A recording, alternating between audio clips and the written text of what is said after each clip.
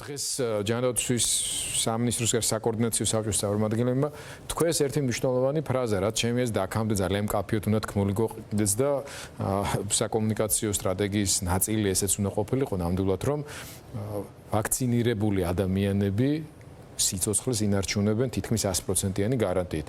თუ არ ვხვდებით და შემისწორეთ, რომ სულ ორი შემთხვევა საქართველოში და ისიც გარდაცვალების მიზეზი ჯერ დადგენილი არ არის, COVID იყო თუ არა. ნუ საბოლოოდ, მაგრამ შეგაცხადოთ ერთ-ერთი შემთხვევა იყო, როდესაც მეორე ვაქცინა ქონდა სულ რამოდენიმე დღით ადრე გაკეთებული, მე თუ სწორედ მახსოვს 6 დღით ადრე იყო გაკეთებული მეორე დოზა. კი ბატონო, მაგრამ ჩვენი საზოგადოების, ასე ვთქვათ, ხასიათისა და ქცევის სპეციფიკიდან გამომდინარე საკომუნიკაციო სტრატეგია, რა თქმა უნდა, წამყვანი როლი უნდა იყოს, რომ ადამიანი თავის შეგნებით მივიდეს ამ ნაბიჯამდე, ეს უნდა იყოს ჩვენი საერთო ამოცანა. ამ მხრივ იქნებ დაგვიზუსტო და გითხრათ ანტივაქსერების ერთ-ერთი მთავარი არგუმენტი, რომ ეს რა ახალია და სწრაფია და გამოუცდელია და რას უნდა ვენდოთ, რაც ვიცით, რა უნდა შეიშხაპუნო, რომლის შედეგებიც არ იცი და დაგჭიპავენ და ასე შემდეგ. ამაზე მინდა რომ ორი სიტყვით თქვათ, გამმარტოთ ეს ყველაფერი და ამასთანავე რა არის ის გზები და მეთოდები, რომელიც ახლა განვითარებულ ქვეყნებში უკვე აპრობირებულიც არის, ამ მხრივ ფრანგული მაგალითიც თუ შეიძლება რომ მოგვიყვანოთ, იმიტომ რომ ძალიან ბევრი ადამიანი, რომელიც გასართობ ტურისტულ სარესტორნო ბიზნესშია, არ უნდა დროის დაიკეტოთ, მაგრამ მოქალაქეობრივ პასუხისმგებლობასაც გრძნობენ და ხვდებიან, რომ ამ ყველაფრის რეგულირება ისე შეიძლება, რომ არც ბიზნესები დაზარალდეს და არც ადამიანებიც სიცოცხლე დააყენოთ რისკის ქვეშ. ხო, საერთოდ ანტივაქსერების ახლა აქ მოდი გავყოთ რა ეს ანტივაქსერების ფანტიკურ რელიგიურად სექტის დონეზე ხო ცირე რაოდენობა, მაგრამ ისინი ადვილად სოციალურ ქსელებს მეშვეობენ და ადვილად აქცევენ ზეგავლენის ქვეშ იმ ადამიანებს, რომელსაც აბსოლუტურად სწორი შეიძლება ლეგიტიმური ლოგიკური კითხვები აქვთ, თუნდაც ის რაც ახლა მე მკითხეთ თქვენ ხო ასე მოკლე პერიოდში, როცა ვიცით რომ ვაქცინებს დიდი ხანი ჭირდება, როგორ მოხერხდა და ასე შემდეგ, ხო? მაგრამ ერთ რამეს გეტყვით, რომ მეთოდიკა ამ შემთხვევაში არის ერთ და იგივე.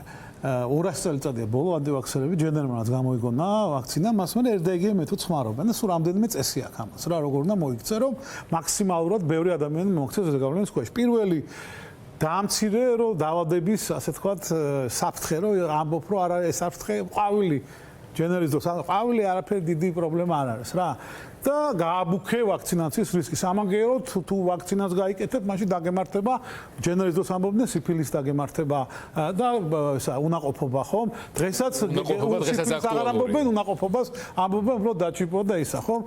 მეორე გააკეთე ის რომ ესეთი რაღაც ჩრალი სტატისტიკების ნაცვლად, აი მე რაც მე და თქვენ თქვით რომ ხოდ ორი ადამიანი გარდაიცვალა 97 გადარჩება, მოყევი შენი მეზობლის ბაბუა როგორ მოკვდა ამითი ან გადადი პერსონალიებზე რომელსაც ადამიანები ასოცირდებიან უფრო ადვილად და 1000-დან რომ გადარჩება 999 ეს არ თქვა, თქვი რომ ეს ერთი მოკვდება და აი ესეთი პრინციპით უნდა მოიქცე ამ შემთხვევაში და ბრძოლის მეთოდი არსებობს რომ არაფრით არ გაავრცელოთ მათი თუნდაც გაბათილების მიზნით მათი აი ეს მითები იმისათვის. ამიტომაც ვიტყვი ახლა ძალიან მოკლედ რა რომ არ დავიწყოთ გაყო ვაქცინების ახალი ტექნოლოგიები, ეგრეთ წოდებული 30 წელია უკვე ეს ტექნოლოგიები ვითარდებოდა და რეალურად მოვიდა იქამდე რომ პლატფორმა როგორც გაიშიფრა გენომი და ეს მოხდა ერთ თვეში უხანის ასე ვთქვათ პირველი იმის და დაფიქსირებიდან მუშაობა წავიდა და ამის შედეგად ძალიან მოკლე დროში ის ვაქცინები რომლებიც თქო სიმსივნისგან გამოყენებული იყო და სხვა მიზნებისთვის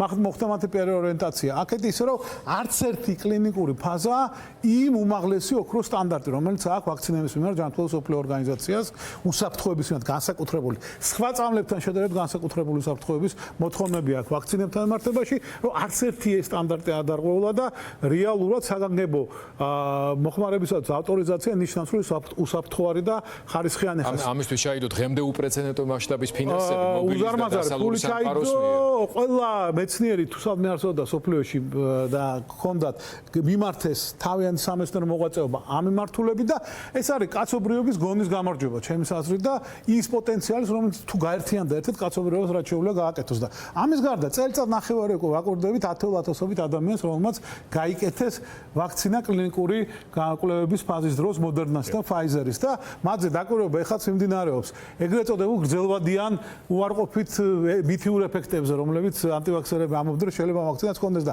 არავითარი მითიური გრძელვადიანი უარყოფითი ეფექტი არ აქვს როგორც მოსაოდნელი იყო და იმის იქით რომ გამოვლინდეს კიდე რაიმე ეფექტი, ეს ამის ალბათობა არის პრაქტიკულად ნულის ტოლი. შესაბამისად, ყველა იმ კითხვაზე, რომელიც ადამიანებს აქვთ, არსებობს დაყრდნობილი პასუხი. ელემენტარულად მიხვიდე და ეს გააკეთოთ დაელაპარაკო ადამიანებს, თუნდაც როცა ტელევიზიით შეიძლება ვერ მოისმინავს ყველამ.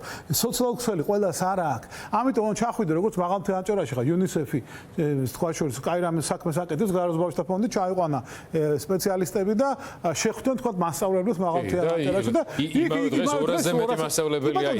ეს არის მისაბაძე მაგალითი, იმიტომ რომ ადამიანებს დაელაპარაკენ რამდენიმე საათის განმავლობაში აუხსნეს რომ ეს ყველაფერი მითები, ეს ყველაფერი სისულელეა, რომ ეს ყველაფერი ეხა დღეს უკვე ბოლო ის დარჩათ არგუმენტი, რომ მაინც ინფიცირდები და რა აზრი აქვს. ამიტომ ამბობთ, ინფიცირდები არ მოკვდები, ერთი, მეორე, გაცილებით ნაკლები ალბათობით ინფიცირდები, მეორე, გაცილებით ნაკლები ალბათობით გადასცემ რომ დაინფიცირდები სხვას როცა აცრელი ხარ, ვიდრე როცა აუცრელი ხარ და აუცრელები იღუპებენ და აუცრელები არ ვრცელებენ და როგორც კი 80% აიცრება, უკვე ვირუსი აღარ დარჩება, რომ აქ მივოდექით ერთ მნიშვნელოვან პრობლემას. რატომ არის აუცილებელი რომ აიცრას რაც შეიძლება ბევრი? იმიტომ რომ ვინც უკვე ამ შეგნებამდე მივიდა და გადაწყვეტილება მიიღო, არ არის ცოტა რაოდენობა, მაგრამ ეს არ ყოფნის იმას, რომ ქვეყანა ცხოვრების ნორმალურ ფაზას და მდგომარეობას დაუბრუნდეს, ეკონომიკა გაიხსნას, ტურისტებისთვის ნორმალურად გავიხსნათ და ადამიანებს ეს მძიმე სოციალური პრობლემები ნელ-ნელა მოეხსნას.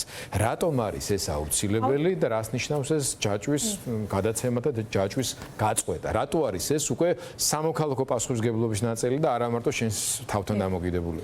სწორედ ეს ჯაჭვი რო გავწყვეტოთ, აუცილებელია რომ ქვეყანაში შეიქმნას ეგრეთ წოდებული საზოგადოებრივი იმუნიტეტი. უნდა შეიქმნას გარკვეული იმუნური ფენა, რომ ჩვენ შემდგომ რაღაცნაირად შევაჩეროთ ამ ვირუსის გადამდებლობა. მით უმეტეს ხედავთ, რომ დღეს ვიცით ყველამ, რომ საკმაოდ აქტიურად დომინირებს ეს დელტა შტამი, რომელიც არის ძალიან კონტაგიოზური, ძალიან მარტივად გადამდები, ერთი ადამიანი საშუალოდ 7-8 ადამიანს აინფიცირებს და ერთადერთი ხსნა ამ ყველაფრიდან არის სწორედ ვაქცინაცია.